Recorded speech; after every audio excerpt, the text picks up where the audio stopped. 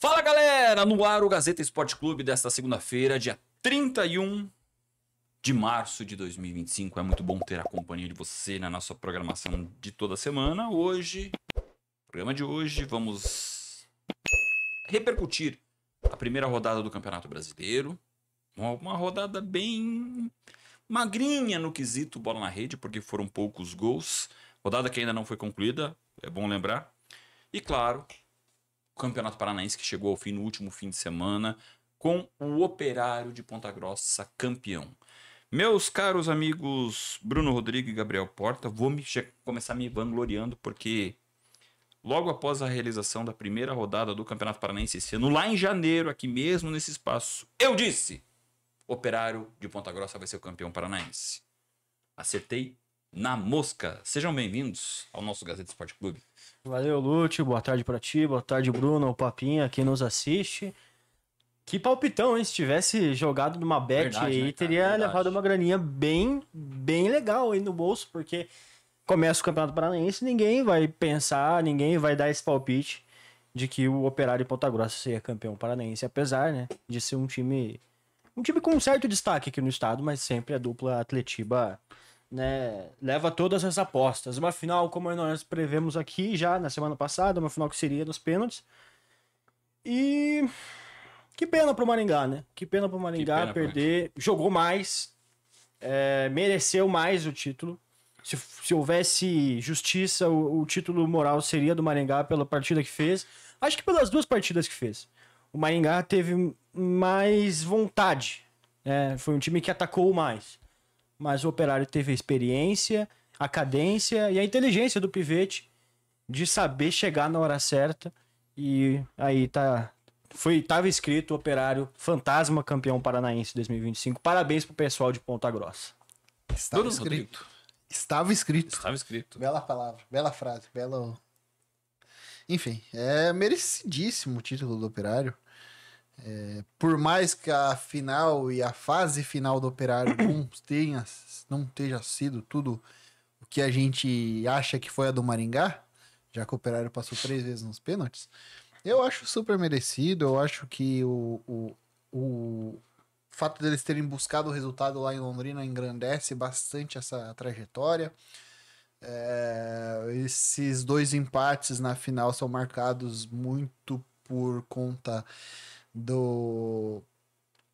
eu acho que mais da vontade do Maringá do que do Operário em si.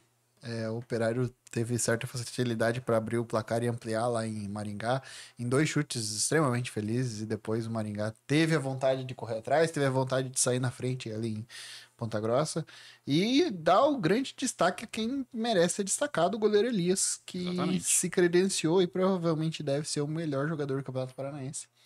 Simplesmente decidiu o título do Operário nas 3 decisões que teve, as 3 disputas por pênalti, ele foi o cara. Além de ter sido super seguro na fase de grupo, defesa menos vazada, né? Sim. Enfim. Inclusive lá no grupo da imprensa do estado do Paraná, vocês dois acho que estão lá também, rola aquela enquetezinha a enquete para eleição aí do melhor jogador do campeonato, e depois de sábado, do milagre do Elias, ele disparou ali, seguido pelo Bosquilha. Eu confesso que pelas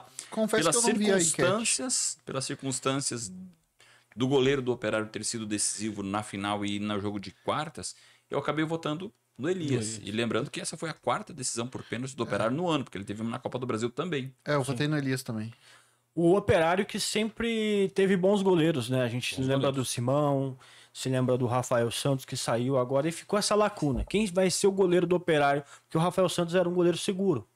Até revelado no Corinthians, lembro, quando surgiu, era um goleiro que todo mundo tinha expectativa nele, não conseguiu dar certo lá, jogou, saiu, fez carreira fora.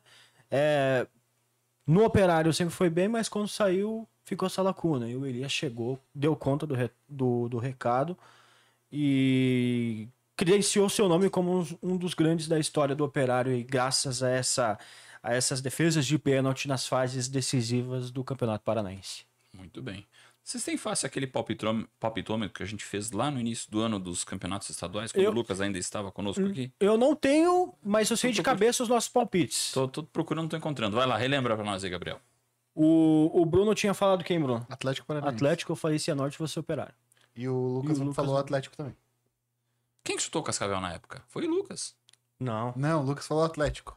O Lucas falou Atlético. Eu vou continuar procurando aqui, mas a gente tinha feito vários dos campeonatos paranaenses. Eu lembro que eu acertei Inter campeão gaúcho, acertei o Operário, acertei o Flamengo, O Inter campeão eu acertei. carioca. Acertei o Corinthians, acertei o Inter, acertei o Eu Flamengo. não lembro quem coloquei no Paulista agora, enfim. Eu vou achar aqui. Paulista Tá? marca pra colocou nós, o Palmeiras. Eu me arrependo, mas eu vou explicar. Aqui, ó. Quer ver, ó? Achou aí? Achei. Ó. Recapitula pra nós aí. Luciano falou: o campeão paulista seria o São Paulo.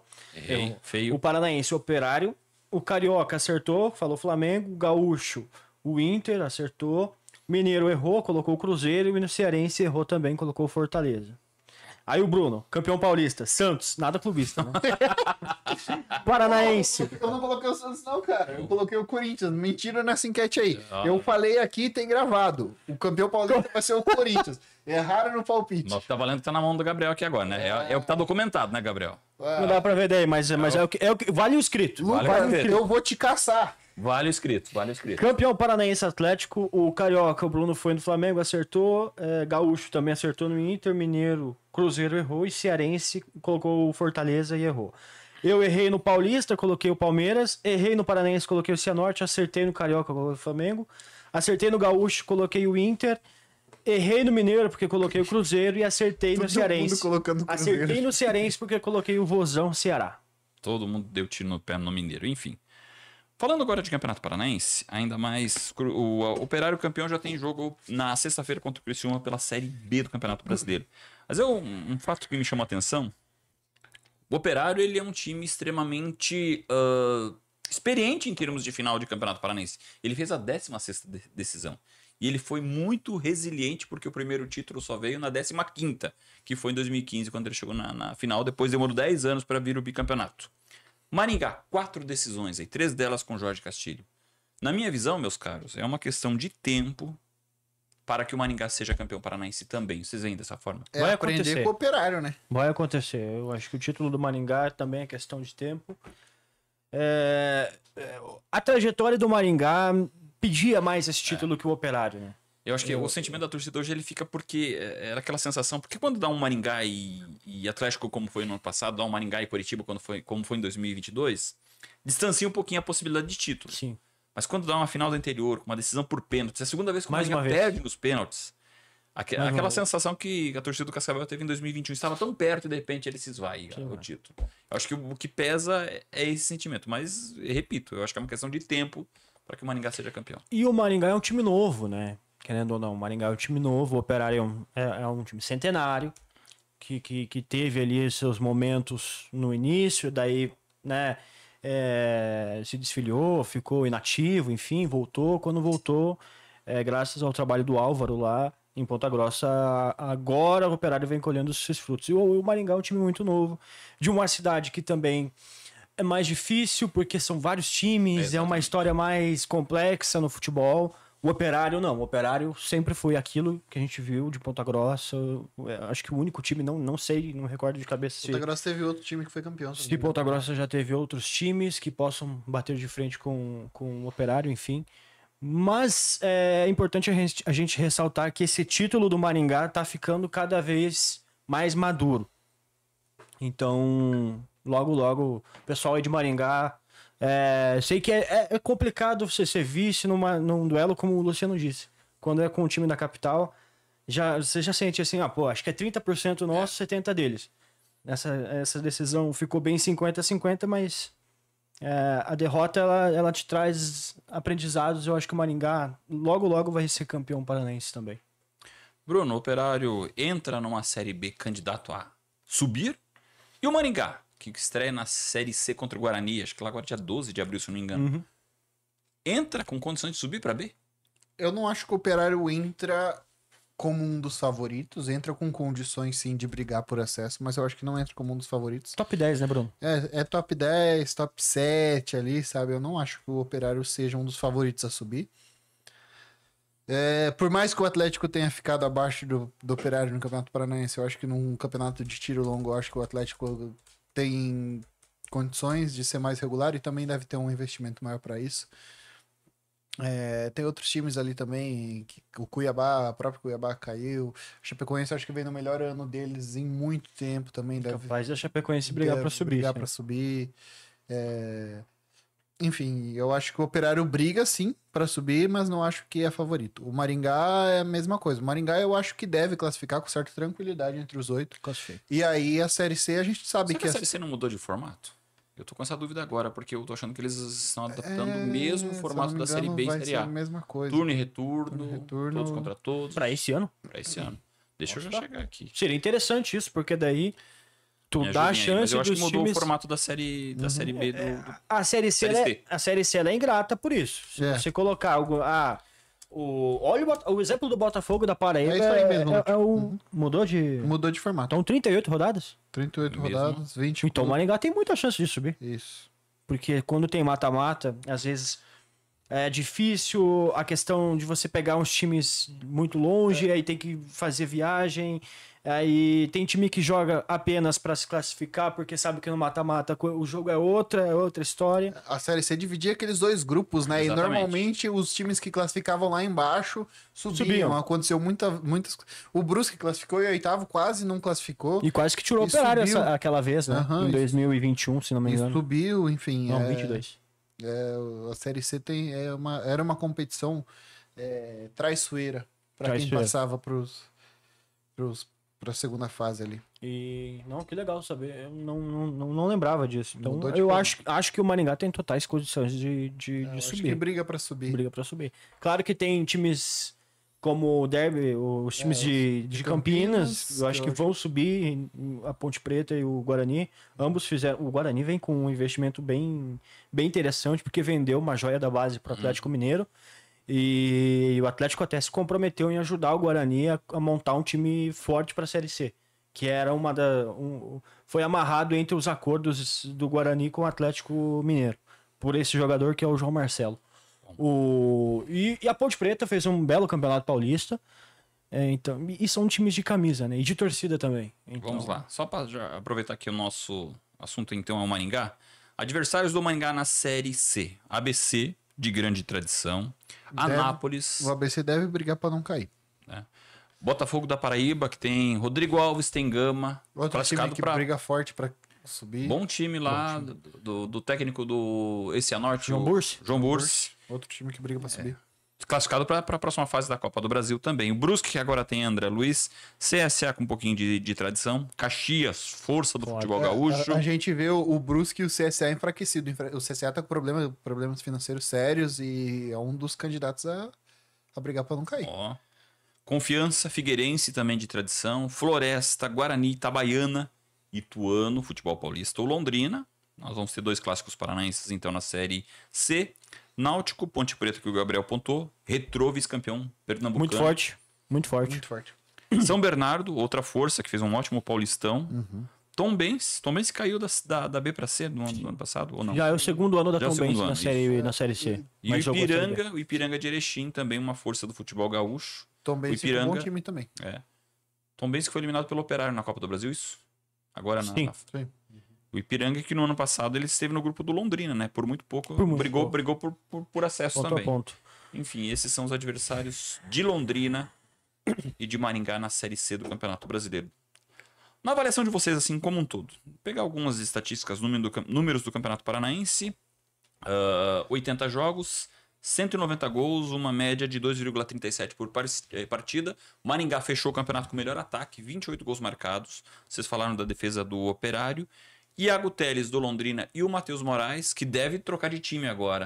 Juventude ou o Atlético, O né? Bahia também tá. Bahia também tem interesse. Olha só, rapaz. Os dois aí terminaram como goleadores do Paranaense com 8 gols.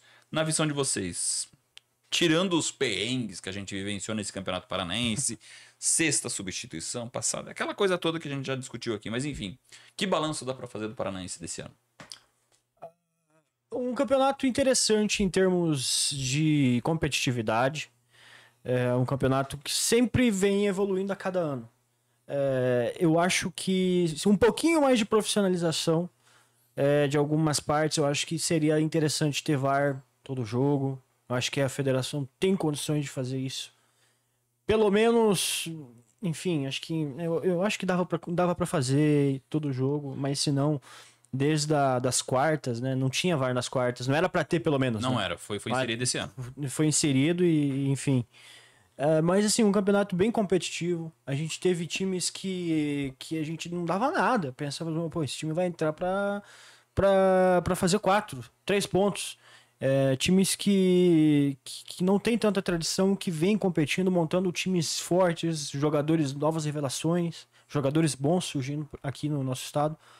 Então, muito legal ver o Campeonato Paranaense esse ano. Eu gostei bastante. Claro que fica a decepção pelo Paraná Clube, que era algo que a gente esperava que fosse voltar com força para tentar até competir com a dupla Atletiba, para trazer mais força para o futebol do nosso estado. Não foi bem assim. Uma pena também para o Rio Branco cair, e eu acho que é ruim para nosso. Claro, a competitividade tem aumentado, mas é ruim quando sobem 2 times da Série B e os 2 mesmos caem, né? Exatamente. Então fica essa questão. Claro, o Rio Branco quase escapou ali, ficou por 1 gol para escapar, mas é complicado. E destacar o razoável campeonato do Cascavel. Acho que ele ficou devendo um pouquinho porque ele deixou essa marca negativa de depois de muitos anos sempre avançando para o mata-mata, ficando fora e não tendo garantia de calendário para o ano que vem. Acho que esse foi a decepção do Cascavel em termos de campeonato. O saldo muito negativo. E, enfim, acho que seria isso. O Cascavel que conseguiu manter os tabus contra Coritiba aqui. Até mesmo não perdeu para Londrina. Conseguiu, não perdeu para Londrina, conseguiu quebrar alguns tabus, como contra o Azures. Mas ficou esse saldo negativo aí por conta do não calendário para 2026 e da não classificação para a próxima fase, que é uma coisa que a gente não estava acostumado aqui. Exatamente. Bruno, teu ponto positivo e teu ponto negativo desse Paranaense? Eu acho que o ponto positivo é a competitividade. Foi um campeonato bem competitivo, apesar de que depois de muito tempo, os 4 principais times do estado hoje chegaram na semifinal, coisa que não acontecia há bastante tempo. Exatamente. E o ponto negativo, eu acho que é a falta de profissionalização mesmo, né? Dá pra colocar também a arbitragem nesse bolo aí, porque a arbitragem foi terrível, não só no... Sofrível. Não só no jogo que teve as 6 substituições, mas no recorte inteiro do campeonato a gente teve problemas com a arbitragem e falta profissionalização, falta a federação entender algumas coisas que ainda precisam ser entendidas, falta também o cuidado dos clubes, principalmente questão...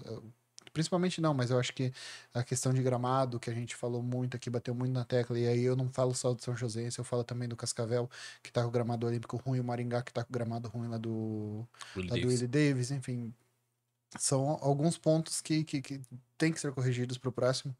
A gente vai ter o Campeonato Paranaense do ano que vem com 2 equipes, provavelmente 2 equipes novas. Eu não vejo na segunda divisão uma tendência de subir alguma equipe que passou recentemente pelo Paranaense. Eu creio que a gente deve ter de novo o Paranavaí, mas o Paranavaí faz muito tempo que não tá aí. Patriotas vem forte também, enfim. E aí é um negócio que já tem que começar a ser conversado desde já, para que o ano que vem a situação seja melhor. Você falou de arbitragem. O Maringá teve uma queixa com relação à marcação do pênalti que foi convertido depois pelo Vinícius Mingotti. Procede a queixa do Maringá? Pra mim foi pênalti, Pra mim foi pênalti também. Foi pênalti. Pênalti também. Não teve muita discussão. Eu entendo os jogadores do Maringá. Tem o Júlio maluco viralizou, né? Foi pra cima do Jaci aí no final, mas... Jacizão, vice-campeão paranaense. Ergueu taça dessa vez. Pontuar também a loucura do Castilho, né? De colocar o cara e o cara adiantar em todos os pênaltis. Lembrou nosso querido Louis van Gaal em 2014 com a Holanda, quando tirou... Em 2 situações ele fez isso. Ele tirou as 2? Pra mim, que no segundo o Silas sempre pegou. Não, contra a Argentina, eu acho que o Será que eu tô enganado? Eu acho que enfim. Contra a Argentina ele não repetiu. Ele não mudou. Não mudou? Não. Foi o Silas. Ele fez contra a Costa Rica. Contra a Costa Rica deu certo, daí contra a Argentina não foi feito. Ele não fez. E não passou pela Argentina. Enfim. Jorge Castilho, não deu, né? Eu acho que... nas peladas eu brinco de goleiro. Eu ficaria extremamente chateado. Aquilo que poderia ser o ápice da carreira é o caso do Elias, né? Hoje cotado para ser melhor jogador do campeonato. sair na hora do supra-sumo do negócio. Eu Então, a ficaria gente extremamente... fala isso, mas a gente acompanha o futsal, que é... Não, mas o futsal, ele tem uma característica diferente. O futsal, os goleiros podem alternar numa disputa de pênaltis entre eles. Isso é meio praxe. Agora, no futebol, eu acho... O Castilho disse na coletiva que era aproveitamento de treino.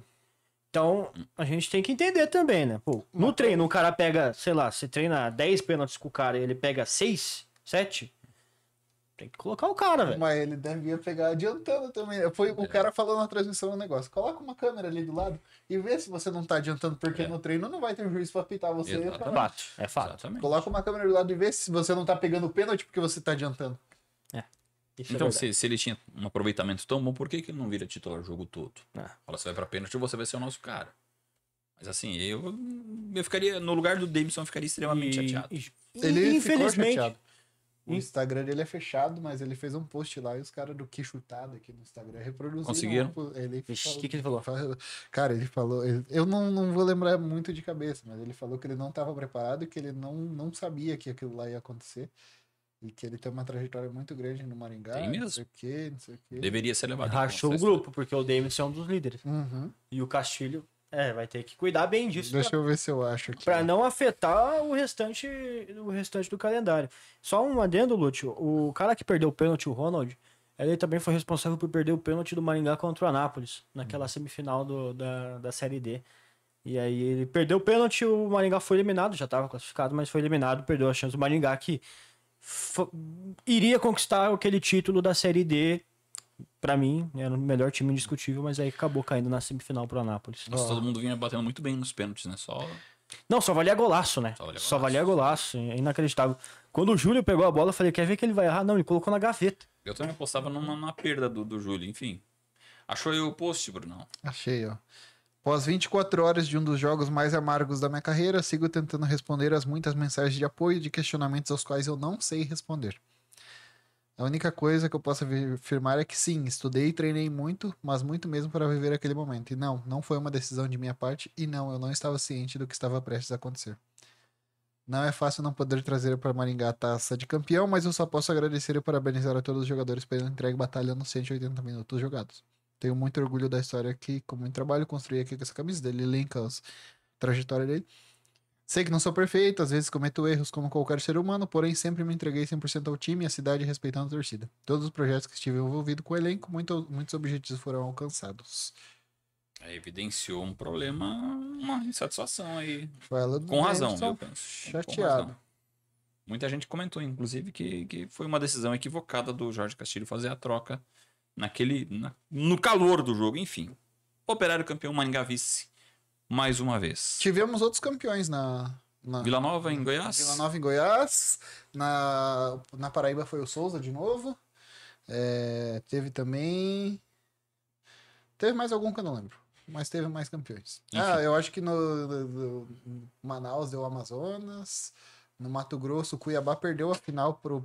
Primavera. Primavera. Ou pro misto. Nossa. Deixa eu ver aqui. Exatamente. Eu vi que o Cuiabá perdeu realmente Perdeu a a final. final pro Primavera. Outros campeões aí. Vamos ver. Vamos tirar essa dúvida aqui. Tire a dúvida, tire a dúvida. Eu lembro que o Cuiabá tinha ganhado Primavera. a partida e Perdeu perdeu no- o jogo de volta e perdeu nos pênaltis. Nossa, 4-2 nas pênaltis. O time do Juan Oliveira, ex-Corinthians, o Cuiabá. que tal? Passamos a régua em campeonatos estaduais e começou o Brasileirão. Como eu disse, uma rodada meio modesta no quesito gols. Acho que foram só 17 em 9 jogos até agora, enfim.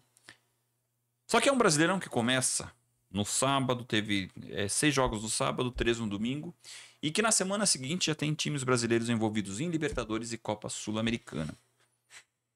Depois dessa primeira rodada, na visão de vocês, quem que vai mais fortalecido para Libertadores da América? Lembrando que dos 7 brasileiros na Libertadores, só o Bahia passou pela fase prévia. Já jogou jogo de mata-mata na competição continental. Então, estreia para Botafogo, estreia para Flamengo, estreia para Palmeiras, estreia para São Paulo, estreia para Internacional, estreia para Fortaleza, que é o primeiro brasileiro agora a entrar em campo na fase de grupos.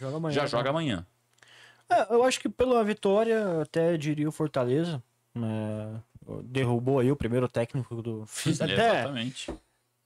puxamos essa, né? Quem vai ser o técnico, o primeiro técnico a cair, né?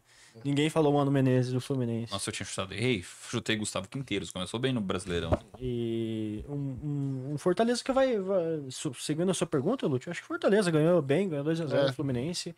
Vai pegar um Racing, vai jogar em casa. Cascudo, né? Cascudo. Pega um time chato. Inclusive, eu vi um vídeo ontem de um jogador do Racing, um vídeo horroroso, como ele cai em cima da perna de um jogador do Independente Rivadavia lá na Argentina. O Nardoni é o nome do jogador.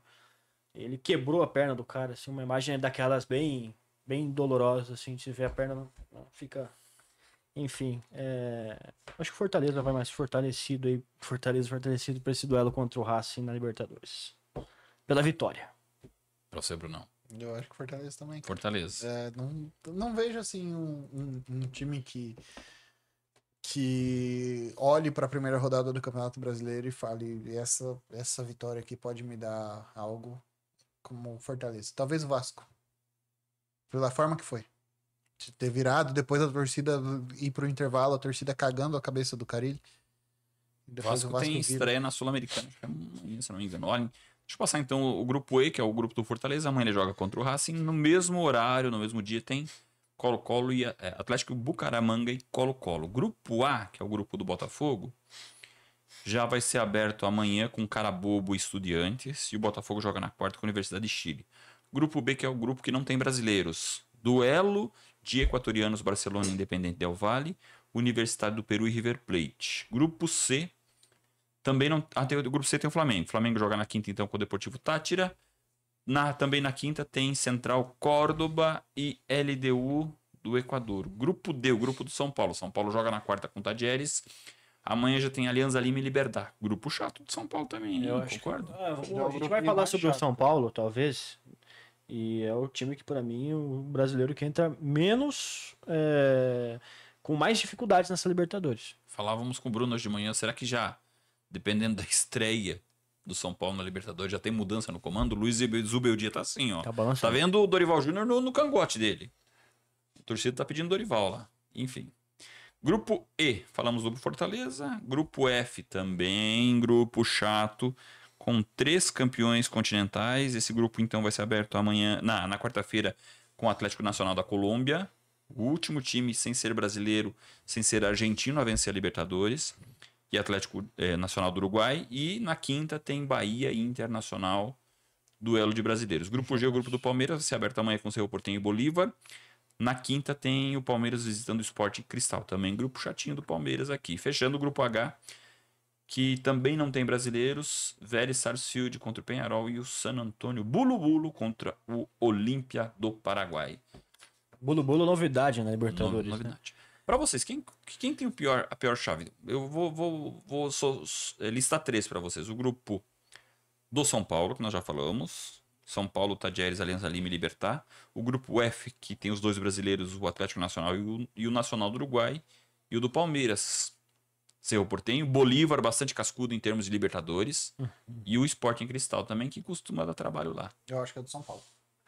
Eu também sigo com o do São Paulo. É o grupinho mais chato, cara. O Tadieres é um bom time argentino, o Alianza Lima costuma incomodar, tanto que eu acho que no Libertadores o ano passado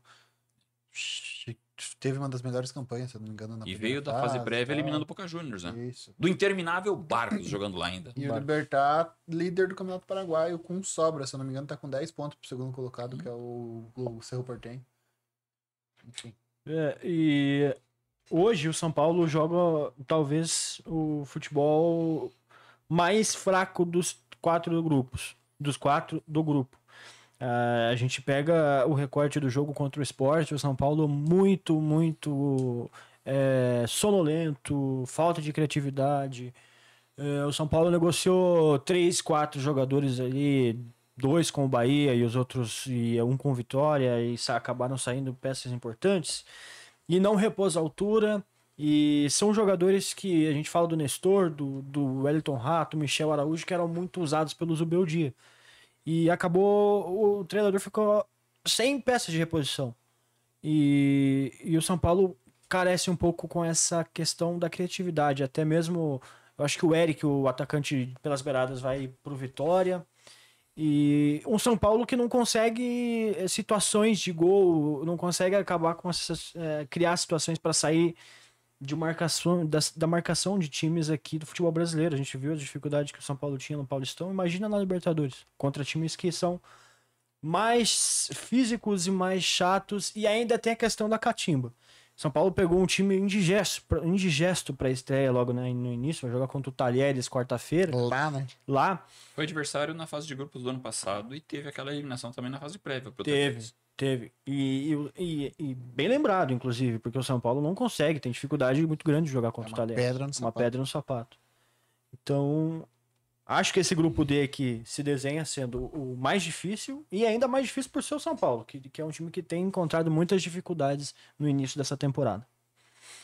Ainda falando de Libertadores, fala um pouquinho do Palmeiras. Palmeiras que estreia, então, na quinta-feira. Também um dos grupos complicadinhos. Palmeiras começa meio enfraquecido essa Libertadores. Se colocar na conta a final do Paulistão e a estreia contra o Botafogo, são 3 jogos sem balançar as redes. 3 jogos sem esse balançar. futebolzinho aí não... A impressão que dá é que o esquema do Abel Ferreira já tá manjado. É um esquema vencido. É um time que, apesar de ter muitas peças, o Palmeiras tem um elenco muito, muito bom mesmo. Acho que é o melhor elenco do futebol brasileiro, na frente do Flamengo, inclusive. Você acha? Eu acho que sim, tem mais peças de ataque, é um time muito mais interessante. Pra mim, na frente, assim, desenho ofensivo, sabe? Aquele campinho. O problema é que é um time que não cria. É um time que não cria, que tenta muito. O desafogo do Palmeiras, essa criatividade passa muito pelo Estevão. É a única opção do Palmeiras. Quando ele quer jogar, né? Quando ele quer e quando ele não tá muito marcado, né? Porque, como a gente falou, o esquema do Abel tá vencido. Se o time adversário que joga contra o Palmeiras colocar um na sobra e um no pé do Estevão, acabou. Não tem como, é muito difícil. Me lembra muito o Santos 2012, depois que aprenderam a marcar o Neymar. E o Neymar não conseguia mais se criar. 2012, 2013. E aí não tem saídas. O Palmeiras chega, muita gente suspeitando do que vai ser esse Palmeiras de 2025, mas é um time que tem muitas peças interessantes, que é um dos melhores do Brasil, mas que precisa dar uma resposta rápida, porque esse elenco é para brigar por tudo, para ganhar Brasileiro, Libertadores, Paulista e o que vier pela frente. Bem rapidinho, passando pelos resultados então da primeira rodada do Brasileirão. Sábado foram 5 jogos no mesmo horário, o empate do São Paulo com o Sport 0x0, o Cruzeiro fez 2x1 no Mirassol, o Grêmio venceu o Atlético Mineiro 2x1, teve o Fortaleza começando bem, vencendo o Fluminense por 2x0, queda do Mano Menezes no Flu, Juventude bem também 2x0 no Vitória, e o Flamengo empatando com o Internacional em 1x1. Ontem, Palmeiras e Botafogo 0x0, o Vasco venceu o Santos por 2x1 e Bahia e Corinthians 1x1. Hoje tem o complemento da rodada entre Bragantino e Ceará. Gurizada, palpitômetro duplo pra vocês. Quem vai ser o campeão brasileiro e quem vai ser o campeão da Libertadores? Flamengo e Flamengo. O campeão brasileiro vai ser... Mentira, eu acho que o Inter vai brocar a Libertadores. Eu acho que o campeão brasileiro vai ser o Corinthians. Não tem clubismo, mas eu nada acho clubista. Papinha contrariou. O Corinthians, esse time do Corinthians é um time para pontos corridos. É um time cascudo que demonstra que vai conseguir brigar até o fim. E eu acredito também que a Libertadores vai atrapalhar alguns times pela briga pelo Brasileirão. Aí eu falo o Flamengo, o Inter e o Palmeiras, que para mim são os 3 favoritos para ganhar a Libertadores. Se eu fosse dar um palpite para ganhar a Libertadores, eu não quero que não ganhe nenhum time brasileiro, tá? Eu queria que fosse... Não. Eu queria que fosse um time argentino aí, um uruguaio não. Cara, você já viu a situação do Nacional e do Peñarol no Campeonato Uruguai? Tá horrível. Tipo assim, os dois estão na parte de baixo da tabela. Quem tá brigando pelo título lá é o Liverpool. E o... Putz, eu esqueci o outro time que tava na briga lá, enfim. Racing. Pode ser. É o Racing. Eu quero que a Libertadores seja vencida pelo River Plate. Mas eu acho que quem vai ganhar vai ficar entre esses 3. Flamengo, Palmeiras ou Inter. Eu acho que o Inter é um pouquinho na frente. Ficou bem em cima do muro, mas assim, você pelo menos justificou. O Bruno não justificou a escolha dele. Eu acho que vai ser Flamengo e Inter, e eu não elenco uma das competições, não elenco quem vai ganhar qual. Eu acho que são as duas forças hoje que vão ganhar o Brasileiro e Libertadores. Vai depender da trajetória deles em cada uma. O time do Inter é muito bom. É muito bom. O time do Inter é um muito bom. Muito bom e muito bem treinado. Eu acho que. E a Libertadores e o Internacional, assim, tipo. Tem alguma ligação, então talvez. Eu acho que vai depender Pode muito acontecer. do que acontecer nas oitavas de final da Libertadores. Porque as oitavas de final gosta de derrubar um favorito. Então, eu acho que Flamengo e Inter. Eu gostei do teu palpite. Eu penso que o Flamengo deve faturar o Campeonato Brasileiro. Penso, porque Brasileirão, assim, ele fica muito evidente com as conquistas recentes. Os clubes com elencos mais parrudos, eles já entram como favoritos. Ponto. O Flamengo, por exemplo, você falou do Palmeiras, eu acho que o Flamengo ainda tem o melhor elenco que o Flamengo, por exemplo, contra o Inter, ele não contou com a Arrascaeta, ele... Não contou com o Pedro, com o Gerson. Pedro tá voltando, o Gerson tá voltando. Quando ele colocar... E o Flamengo ainda tem bala na agulha, a exemplo do Palmeiras, para reforçar o time. O Flamengo vai fazer investidas para cima do Vitão do Inter. Se vai segurar, se vai contratar, é outra história, não sei. Mas tem bala na agulha para isso. Agora, gostei do teu palpite de Libertadores também. Acho que pelo futebol que o Inter vem apresentando aí, uma competição de mata-mata, eu acho que ele teria condições para isso. A minha esperança, porque assim, a gente sabe que o Flamengo, quando as coisas não estão ornando, a torcida dá um jeito de deixar tudo pior. Isso é verdade, isso é verdade. Então, ó, o primeiro tempo contra o Inter, acaba o primeiro tempo, a torcida tá vaiando o Flamengo. Bizarro, primeiro jogo do Campeonato Brasileiro, né? Então, assim, eu sinto que isso pega muito com os jogadores. Todo ano tem aquele semestre de crise no Flamengo, né? Todo mundo espera isso. Então, eu espero que essa crise no Flamengo seja criada e ela demore um pouco para acabar. Porque daí eu acho que teremos times, teremos campeões diferentes que não sejam o Flamengo. Porque realmente, o time do Flamengo é bom. E é favorito para ganhar, é um dos favoritos para ganhar Brasileiro e Libertadores. E eu tenho essa esperança da crise no Flamengo fazer essa virada de mesa. Eu gosto que tá todo mundo cagando pro Botafogo, mas Botafogo jogou uma bola redonda contra o O Palmeiras. primeiro tempo foi ótimo, né? O Botafogo jogou uma bola foi redonda ótimo. contra o Palmeiras. O time do Botafogo que parecia enfraquecido pelas saídas não tá tão enfraquecido assim, não. O Paiva é um bom treinador na parte que o Botafogo tem bastante material humano, que é a parte ofensiva, e a defesa do Botafogo, querendo ou não, acho certinho. Ah, sim. Na defesa ele não perdeu muita peça. Não perdeu muita peça. O Bastos segue, mas tá machucado. O Jair entrou bem. O Jair entrou muito bem e o outro lá. O Barbosa que segue. joga sem cueca, tá bem também. Você já viu? Que isso. Não, Dizem que ele tem um problema de saúde, realmente. Justificou. E Você deixou a bola pingando na cara do pênalti, tem que chutar, né, Bruno? é aquilo que a gente vê mesmo, Luciano. Tá é bom. aquilo que a gente vê. E você mesmo. viu também, então. Não. Deus me livre. Luciano, momento quinta série. Mas é legal. Só falta um jogador. A figura do Almada pro Botafogo era muito. Nossa, o Botafogo tem um baita jogador, né? Tipo, e aí, a hora que ele saiu, fica isso, né? Tipo, putz, será que o Botafogo não tá tão criativo assim porque perdeu o Almada? Mas eu acho que ontem não fez Mas muita. assim, o Arthur muito bem ontem. Ele tem uma peça interessantíssima que é o Savarino também, né? É. O Almada brilhou mais e segue brilhando. Ontem o trio de ataque foi muito bem, apesar de não ter saído gol. O Savarino foi bem, o Arthur foi bem, o Igor Jesus foi bem. E o meio-campo, o Botafogo bem. Gregory, contido, né? Marlon Freitas. Base do ano passado. Bom demais. Deixa eu destacar também o time do Grêmio, né? Que conseguiu ganhar do Atlético Mineiro. É um time bem diferente do que a gente viu na última rodada do ano passado. E se esperava mais desse Atlético Mineiro também.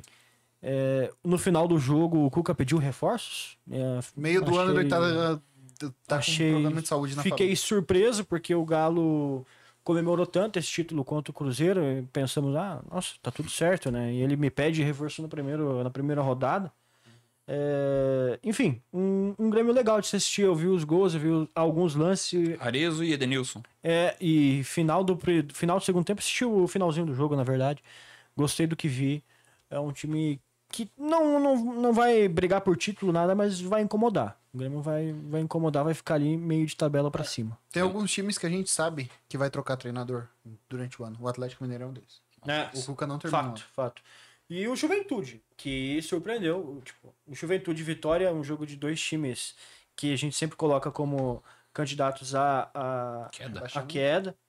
E o Juventude, o estádio cheio lá, o pessoal gosta do Juventude mesmo. Ticket médio de R$6. E... Pô, Barato. baratíssimo. E esse time... Teu xará Gabriel Tagliari, artilheiro do brasileiro. Já 2 gols. Disse que ele tava jogando com o ombro machucado, é isso? Eu vi alguma coisa no GE falando que ele tava jogando com o ombro machucado. Fez 2 gols.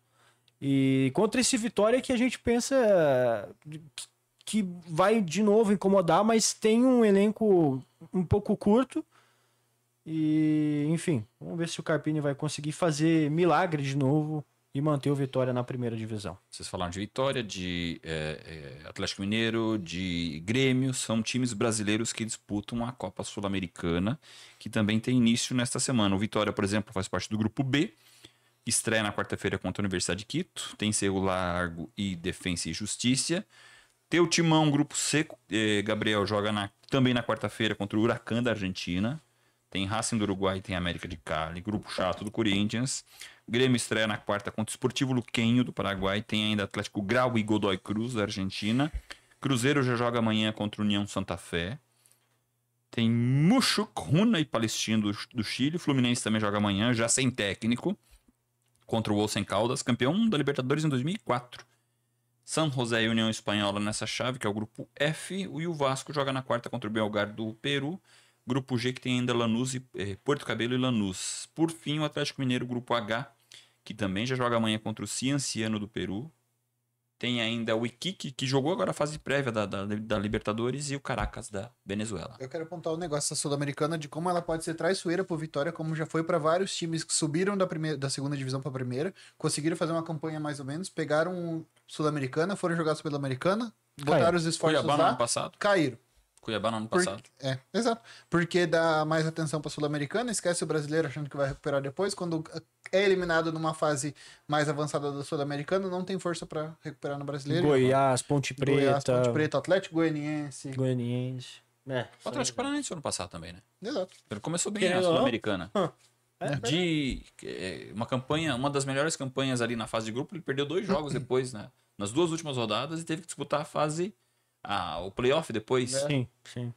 Que o Mastriani tava fazendo gol de todo jeito. Né? Daí machucou. Enfim, mas times menores, times de menos investimento, costumam se iludir muito com a Sul-Americana e acabam caindo. E isso já aconteceu várias vezes e o Vitória tem que abrir o olho. O Corinthians vai pegar um time já favorito a título no grupo, né? O América de Cali, o time do Quinteiro, vai reencontrar o Quinteiro, o Algoz na eliminação contra o Racing. Fez os 2 gols do Racing lá no cilindro.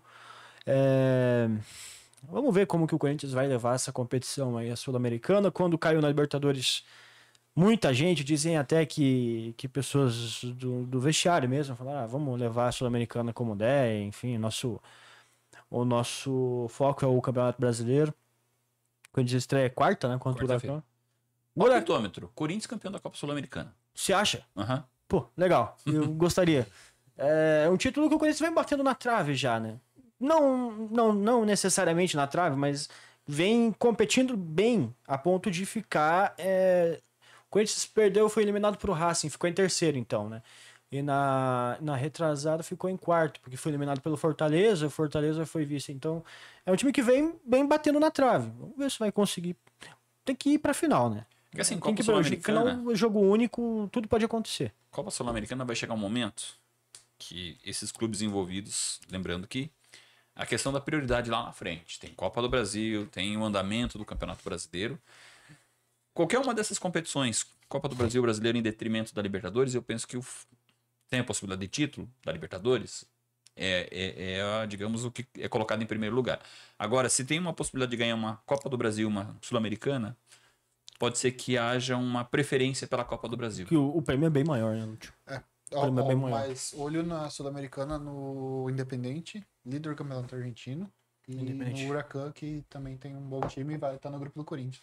O Huracan, que em 2010 fez a venda do De Federico pro Corinthians, uma das maiores enganações. O grandioso Globo. Uma das maiores enganações que o Corinthians comprou aí da história recente. Depois veio o Arauz, Matias Rojas, Nossa enfim. senhora, tá desenterrando. A Fiel que habla adora esse tipo de jogador aí. Você falou do Independiente da Argentina, maior campeão da Libertadores da América, 7 títulos. Ele está no grupo A da Copa Sul-Americana. Já estreia amanhã, os 2 jogos amanhã. Tem Nacional Potosí da Bolívia e o Boston River enfrentando o Guarani do Paraguai. Boston River que disputou também fase prévia da Libertadores agora, não conseguiu. Pro Bahia. Pro Bahia. Pô, o nome é interessante, né? Boston River. E o Guarani do Paraguai é aquele que já passou, eliminou. É só pra lembrar. Pra que lembrar desses times aí? 2020, né? 2020. E em 15 eliminou a gente nas oitavas, eu acho. Se eu não tô enganado. Em 15 eliminou a gente nas oitavas. Libertadores. Falamos de Brasileirão, falamos de Paranaense, falamos de Libertadores, uma pincelada na Copa Sul-Americana. Mas, meus amigos, temos alguns minutos ainda. Não tem como não colocar em pauta aquilo que nós já antecipávamos aí na sexta-feira, nossa edição anterior. CBF optou então pela troca do comando técnico da seleção brasileira. Dorival não resistiu, mostrou que não tem cacife para comandar esse elenco da seleção brasileira. E agora, meus amigos? Quem? Bem. Eu acho que vai ser o Jorge Jesus. O nome dele tá forte, né? Eu ia falar a mesma coisa. O comentarista da Band, o Elia Júnior, cravou que Jorge Jesus vem. E aí, inclusive, ele já teria feito exigências. Um salário de 5 milhões de reais por mês. Bem salgado, né? Salgado. E outra exigência que eu acho que essa é válida. Não tem interferência de empresários para convocação. A gente não sabe bastidores de uma seleção brasileira, de uma CBF, enfim. Mas dá para quase afirmar com precisão matemática que tem. Concordam? Tem, com certeza. Enfim. Mas assim, se for Jorge Jesus, ele daria jeito? Eu acho que ele encontraria dificuldades. Primeiro, pelo fator que o Bruno tá louco pra falar, que é o fator Neymar. Não, mas disse que, pelo que eu li, ele falou que ele viria com a premissa de contar com o Neymar. Só que o Neymar que não tá querendo. O Neymar que é contrário. Eu acho que não é uma unanimidade. No sentido do que o Neymar não gostou da forma com que ele conduziu a saída dele do Al Hilal, né? Eu acho que Jorge Jesus, isso que ele fala, ele não pode abrir mão. Querendo ou não, Neymar é um Neymar. Ele tem possibilidade de jogar uma 4ª Copa do Mundo. Agora, com o Jorge Jesus como treinador da seleção brasileira, eu penso que o Neymar seria só mais um, sem privilégios. Sim. Exato. E essa questão de não interferência. Porque quem que o Jorge Jesus iria convocar? Beleza. Não pode... A gente tem que convocar jogador que joga na Premier League, digamos. Tá bom, jogador de empresário. Mas se você não pode convocar esses caras... eu não quero convocar esses caras que são jogadores de empresário. Você vai convocar quem? Aqui do futebol brasileiro tem alguns nomes, mas são 2 ou 3 nomes, entendeu? Que eu acho que merecem convocação realmente. A questão é, se o cara vai mudar o esquema de jogo da seleção. Eu acho que isso é principal. Isso é o principal. É um cara que chegue e que crie novas oportunidades para a seleção do meio para frente, que a seleção seja uma seleção criativa, que crie oportunidades de gol, dê um jeito na defesa, né? Tente achar uma maneira para que o Brasil tome menos gols, que o Brasil passa a criar mais chances de fazer gol. Eu acho que isso é o principal, cara. Não precisa convocar nada novo. Acho que esses jogadores que estão ali... Fazer os que estão render. Fazer os que estão ali render. O meu nome tá lá no Fenerbahçe. Meu nome para técnico da seleção. José Mourinho. Special One. José Mourinho. Você tinha falado Silvinho da outra vez. Não, meu nome tá lá no Fenerbahçe. O Silvinho é um bom nome. É um bom nome. Mas eu parei pra pensar. José Mourinho seria... Faça a ligação, Edinaldo. Você tem coragem? Tem coragem? Mas Jorge Jesus O Guardiola uma vez falou que gostaria de treinar a seleção, o Carlo Ancelotti também. O Carlo Ancelotti não resolveria nada, tá? Não, também acho. O Carlo Ancelotti não resolveria nada. Tem que ser um técnico que tenha que tenha possibilidade de criar algo novo para essa seleção. Esquemas novos. O cara que vai chegar vai resolver. E eu acho que o Jorge Jesus, dentro dessa possibilidade, é um bom nome. Fazer o que o Dorival Júnior faz em clubes. Muito bem. Já que nós falamos de Jorge Jesus e essa mudança no comando técnico da seleção, pouco mais de um ano antes da Copa do Mundo, eu convido a você acessar lá o portal gazetadoparaná.com.br e também acessar o jornal Gazeta do Paraná, edição do último domingo, dia 30 de abril, porque a gente produziu uma matéria recapitulando um pouquinho aquele período difícil da seleção brasileira entre a Copa do Mundo de 98 e a Copa do Mundo de 2002. Como agora foi um período que a seleção brasileira teve mais trocas no comando técnico. Ela começou depois do Mundial da França, quando o Zagallo se despediu da seleção, começou com o Vanderlei Luxemburgo. Ele até, nos primeiros 6 meses, ele seguiu como técnico do Corinthians e da seleção brasileira. Depois que ganhou o título brasileiro em 98, passou a ocupar exclusivamente o cargo de treinador da seleção brasileira e até teve um bom ano. Ele ganhou a Copa da América com sobras, mas daí já colocou alguns questionamentos no trabalho dele quando ele perdeu a Copa das Confederações para o México, lá no México. Depois, em 2020, a derrocada pá de pau do professor Lucha foi perder uma Olimpíada. Perdeu na fase de quarta de final para Camarões, jogando com um jogador a mais no gol de ouro. Aí teve a primeira troca, Candinho assumiu por 2 jogos de maneira interina, veio o Emerson Leão. Candinho que era o auxiliar do Luxemburgo. Emerson Leão também teve a sua pancada na cabeça porque conseguiu perder uma Copa das Confederações em 2001. Perdeu para a Austrália, foi eliminado pela França. E começa a era Filipão. Filipão que, inclusive, ele estreia na seleção brasileira com derrota para o Uruguai. Um gol do Magadianes e pênalti. Um pênalti cometido pelo Cafu. O Filipão vai para a Copa América de 2001 na Colômbia e perde para Honduras de 2-0. Balançou, né? Balançou. A vaga na Copa do Mundo só veio na última rodada quando venceu a Venezuela por 3-0. E aí nasce a família escolar e pentacampeã no Japão e na Coreia. Até para quem ainda tenta buscar algum crédito em termos de seleção brasileira, se apega a esses detalhes para ver se o Hexa vem em 2026. Para vocês, essa comparação com o período entre 98 e 2002, dá para acreditar no Hexa? Dá para sonhar, pô. Dá para sonhar? Dá pra sonhar. É um caminho muito parecido, Lúcio. É um caminho parecido. Apesar de que aquele ano nossa seleção era muito estrelada e eu acho que muito dos resultados ruins era por conta da preguiça de alguns jogadores. E das más convocações também. Tinha muito probleminha pessoal aquela seleção antes, né? Tinha. É muito ego, né? Técnico, problemático com jogador. Teve jogador que não foi chamado pra Copa por problema pessoal com técnico. Romário e Filipão. Enfim, eu acho que são contextos diferentes, mas dá pra se apegar. Eu acho que vale a aposta, vale se apegar às superstições da vida. É isso, a gente vem de 3, 4 Copas, não, 26, 10, 14, 18. A gente vem de 4 Copas aí ganhando tudo, ficando em primeiro nas eliminatórias, ganhando Copa América. E chegar na Copa do Mundo, que é o mais interessante, a gente cai pra qualquer. Não pode ver um time que fala europeu que a gente cai. Então, que não ganhe nada e chegue na Copa e faça algo interessante pra gente. O que me chama a atenção é que aquela seleção que começou com Vanderlei Luxemburgo e que terminou com o Filipão, o ciclo dela lá, ele fez. Você falou dos nomes estranhos. O Emerson Leão levou um tal de Leomar, que era um volante do esporte. Enfim, teve umas invenções meio bizarras, assim. Mas a seleção que começa o ciclo e que vai para a Copa, ela tem muitas situações em comum. O primeiro goleiro da seleção foi o Dida. Dida depois virou reserva do Marcos, mas era um time que tinha Cafu, tinha Roberto Carlos. O time campeão da Copa América tinha Zé Roberto. O Alex começou com o titular, depois acabou nem indo para a Copa do Mundo, mas tinha Ronaldo Fenômeno, Ronaldinho Gaúcho. Apareceu na seleção brasileira com Vanderlei Luxemburgo Kaká. naquele jogo contra o Kaká, novinho ainda. Enfim, quem resolveu o problema eram aqueles que iniciaram o ciclo. Uhum. Eu acho que nessa construção de uma seleção brasileira a gente teve muito mais mudanças ainda. A gente não sabe, por exemplo, quem vai ser o nosso lateral direito titular na Copa do Mundo. Isso é uma incógnita que me dá medo. A gente não sabe quem vai ser o lateral esquerdo na Copa do Mundo. A gente carece de laterais. Nós não temos uma dupla de zaga convincente consolidada. ainda. A dupla de zaga. A defesa é um caso. Eu acho que principalmente o técnico que chegar a partir de agora vai ter que Começar de trás pra frente. Começar de trás pra frente e resolver o problema da nossa defesa, que não tem. Eu acho que o Marquinhos é o único que talvez esteja garantido em 2026. Mas a dupla do Marquinhos e os 2 laterais não dá pra arriscar ninguém, não. Jorge Jesus? Vitão, tá? Vitão. O Marquinhos Vitão. não passa nenhuma confiança, cara. Ele Não, tá não, ali por conta da experiência. Apesar dele não passar nenhuma confiança, porque realmente ele tá ali, eu acho que a fase final já de ciclo dele, pra mim, ele nem deveria ser mais convocado, como acontece com o Casemiro.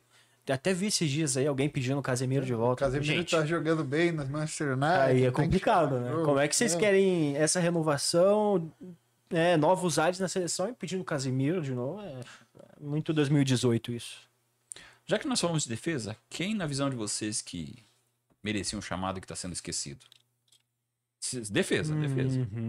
Sim. Pode colocar no bojo aí da posição goleiro, laterais e zagueiros. Hugo Souza, goleiro. Hugo Souza. Concordo. Acho que o Alex Telles merece uma chance na esquerda. Aham. Ele já foi chamado o ano passado algumas vezes. Né? Já, e ele não vem sendo mais convocado. Não entendi por quê. Também Ele é não. Ele é O um Vitão. bom lateral.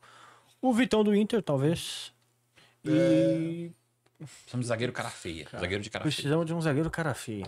Lateral direito eu não vejo uma perspectiva. Eu acho que vai ser o Wesley, cara. Eu também penso que agora Vai ele ser o tá Wesley. meio... É o mais regular e o melhor que a Ó, gente tem. o zagueiro, às vezes, é bom tentar testar o Léo Ortiz. Eu acho que Eu o acho Léo que Ortiz é um bom zagueiro. Seria isso. Então seria Telles, Léo Ortiz, Marquinhos e o Wesley. Essa seria. Aí se vai dar certo vai depender do cara que for treinar, mas assim. Aí coloca um volante. Coloca dois volantes ali, um com uma saída de bola ok, e um outro mais preso para cobrir a descida do Wesley e do Alex. Mas acho que por aí o volantes caminho. ali... A gente não pode muito fugir. Penso eu que volância e meio campo, André. Bruno Guimarães e Gerson são titulares absolutos, inclusive na Copa do Mundo. Aí falta um articulador com um pouco mais de consistência, de capacidade. Alan pra Patrick. Só lembrar que a gente tem um lateral muito bom lá no Mônaco que não tá sendo chamado, tá? Caio Caio Henrique. Henrique. Lateral esquerdo, joga Jogou no direita Corinthians, também. esse? Não, Não, jogou, é da base do Santos, jogou no Paraná Clube. No ano do Fluminense. Paraná Clube. Ah, não, o Corinthians era Carlos Henrique, acho que não foi. Carlos Augusto. Carlos joga Augusto. na Inter. Chegou a ser chamado uma vez. O Caio jogou no Fluminense, foi bem, jogou. Acho que foi o melhor jogador daquele Paraná Clube que subiu pra Série A. Naquele ano que o Paraná. Não, ele jogou a Série A. Jogou, então, foi o melhor jogador naquele time da Série A. verdade, tá certo. Foi inclusive foi destaque, realmente. saiu do Paraná bem. Foi pro Fluminense, enfim. Bom jogador. É um bom nome, é um bom Bom nome. nome. Se destacou no Fluminense, voltou pro Mônaco. Considerações finais pra vocês dois. Bom, Palpitou, já falou, não, acho que nem precisa nem fazer, né? Acho que a gente já meio que entrou em consenso que tá ali só esperando o Edinaldo Rodrigues assinar o cheque, que é o Acho Jorge que é. Jesus. traz o português aí. Bom, meu consideração final é que amanhã é o dia da mentira. E eu entrei em conclusão aqui que os colorados realmente têm 100% de certeza naquele lance de 2005. Foi pênalti no Tinga. Foi pênalti no Tinga, cara. Foi pênalti, foi pênalti. 1º de abril, né? É isso. Em o alusão ao Inter- 1º de abril, só pode. Aquele lance comprometeu todo o campeonato. O Inter era o campeão moral. Gente, pô. E é inacreditável. Olha o jeito que o Fábio Costa saiu no Tinga. Pô, os colorados têm muita razão. É isso, tchau. Depois eu vi isso, eu sou gremista, tá?